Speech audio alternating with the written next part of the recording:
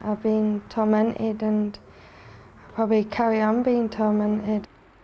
Didn't know any different really, because of where we lived, it were normal.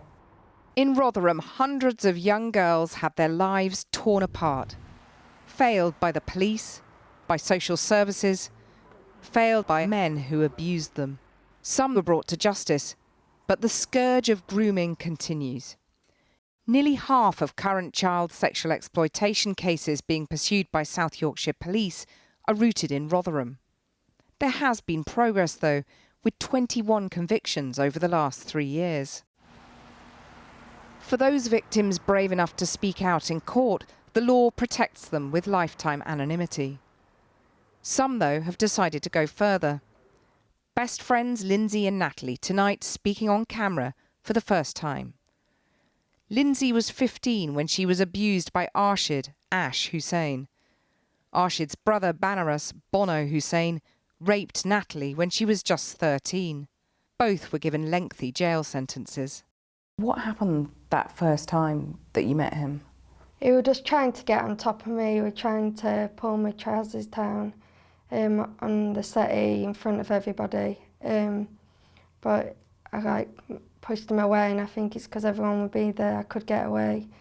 Following day, next day, my friend took me to his house and left me with him in the bedroom. And that's when the first time he Costa's raped me, because I couldn't get out there. And he wouldn't let me out, and he was putting fear into me, and I just couldn't get out the room. I mean, it must have been absolutely terrifying. Yeah, it was. I went home and I remember getting straight in the bath and scrubbing myself. But you were sort of thinking that this was like a normal boyfriend-girlfriend situation. Yeah, because I'd never been in a relationship really before. I'd been out with people and said, oh, this is my boyfriend, but that's it. I'd never had a relationship. What did your parents think? My parents didn't know at first, and when I got pregnant, I didn't tell them. I kept it a secret for like 3 months. It was only afterwards that they knew. And having to end the pregnancy, what kind of toll did that take on you? It was torture because I couldn't tell anybody I was pregnant because they were older, like no adults. I think I told a couple of friends, but one minute I was wanting to keep it because I wanted, well, in my head I thought, oh, he's going to be with me and everything's going to be fine. Obviously it wouldn't have been. And Natalie, what impact did he have on your life? My childhood was ruined from that point, and the following years was, my life has been destroyed. There's another occasion I went to where he lived. There was like a woods there, and I wouldn't do a sexual act on him, and he pulled my hair back and started kicking me on the floor. I phoned the police then, and I was scared. And I said to him what he'd done, and they said, well, you've got to press charges, we can't do anything. I goes, oh, I'm scared, you don't know what they're like. But I gave him a name, nothing was done. So how does that strike you now? Yeah, disgusting. They don't know what I've had to deal with or gone through, and I was just a child. And there's all these people there that's supposed to be protecting you, and they didn't. Do you think that things have changed in Rotherham, or are you fearful that some of the awful abuse that you went through might still be going on? You just know that it's still happening. You see, when you're driving down town centre roads, you see the men in the cars and the girls and stuff. You still see that Yeah. now? But if you can see that, why can't the police see that? I don't know. What is it like every day, though, living with what happened to you? A torment, yeah. I have to relive it and have to deal with panic attacks, and it's torment. I've been tormented, and I'll probably carry on being tormented. It's really bad. It's hard to trust anybody and get close to anyone. You have attachment problems with it's not just relationships, it's with everybody in your life. Yeah. But it does get better. And the incredible thing is that, you know, you've been best friends from childhood. You went through hell together. You stayed best friends, and then here you are, both of you, still the best of friends talking about this? We've just had to support each other through it, like court. We've had it a lot easier because I've been able to speak to her and she fully understands. Even if I can't explain myself right, she knows what I'm trying to say and how it feels, and the same vice versa. How important is this relationship to you? Yeah, very important, yeah. Best friends. You'll always be best friends. But Yeah. Well, many survivors of sexual exploitation committed crimes while they were under the control of grooming gangs. One proposal for helping to minimise the long-term impact on them is to have their criminal records expunged. Some senior police officers are backing a change to the law to offer them pardons. And I'm joined now by Sammy Woodhouse, who was also abused in Rotherham and who is behind the campaign for a so-called Sammy's Law. And here in the studio, Vera Baird, the lead police and crime commissioner on victims. Sammy, we just heard that very powerful testimony from those two people, and much of that will be familiar to you, I'm sure. But can you explain to us what sorts of crimes children who were being groomed and abused were then convicted of? Well, I think we need to look at people as individuals, and you know, we've all got different experiences and we was all for to do different things. I myself had 3 things on my criminal record. So for an example, I was caught half naked in bed with him just a few days after my 15th birthday. And because he'd given me a truncheon to save in my bag, I was then arrested. He wasn't even questioned, and still today, because it's classed as a dangerous weapon, that's still on my criminal record.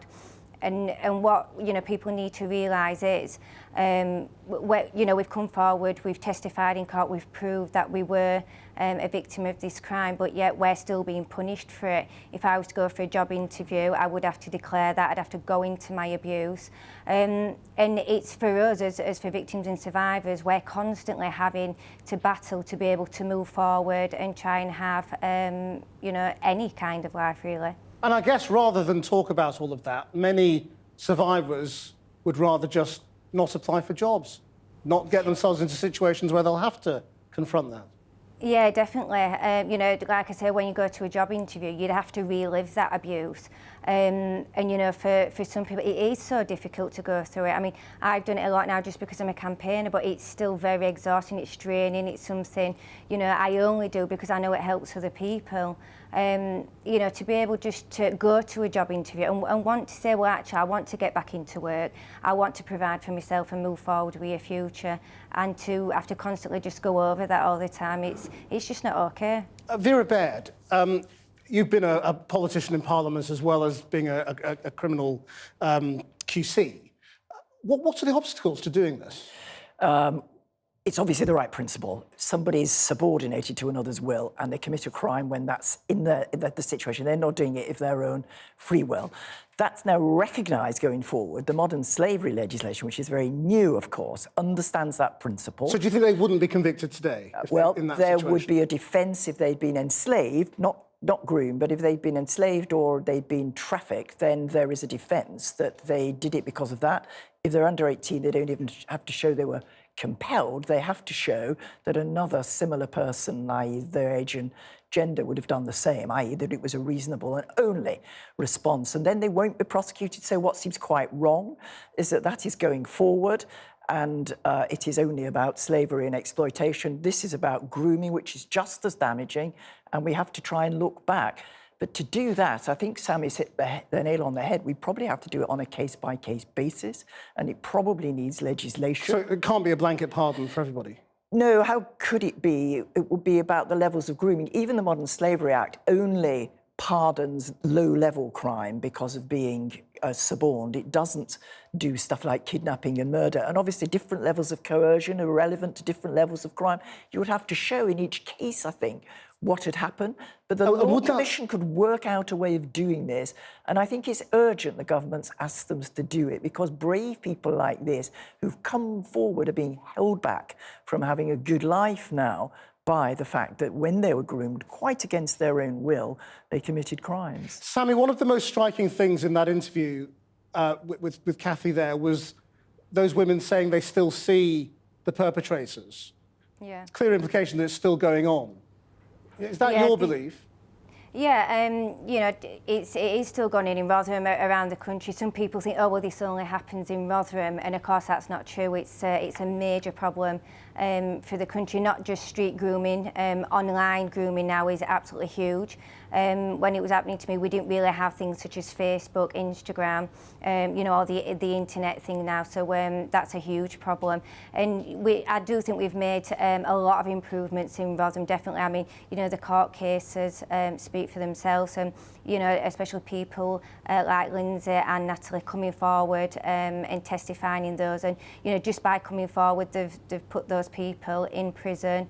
They've helped keep so many people safe. They've raised awareness by that, and the fact that they're, you know, now waiving their anonymity to help raise more awareness, I think is great. And yeah, we need people like us to, you know, to keep speaking out, because of course it is still happening. We need to try and do what we can to make it stop. Vera Baird, I mean, you would hope the police have different attitudes today. Yeah, Do you also believe it's still going on to that degree, and that the police aren't noticing? I think that there are now accepted ways in which the police look when they get the slightest clue that such a thing is happening and pursue it. And it is people like this speaking out who've made it better nationwide. Not according to the testimony we just heard, though, was it? I mean, they were saying they see these guys driving around. Well, I mean, there have just been a whole series, Operation Sanctuary it was called, of convictions of exactly this kind in Newcastle. As soon as there was a clue it was going on, the police were in there putting a great deal of resource and effort into ensuring that they got convictions. They've got convictions and sentences of 300 and odd years altogether. Vera Baird, Sammy Woodhouse, thank you both very much.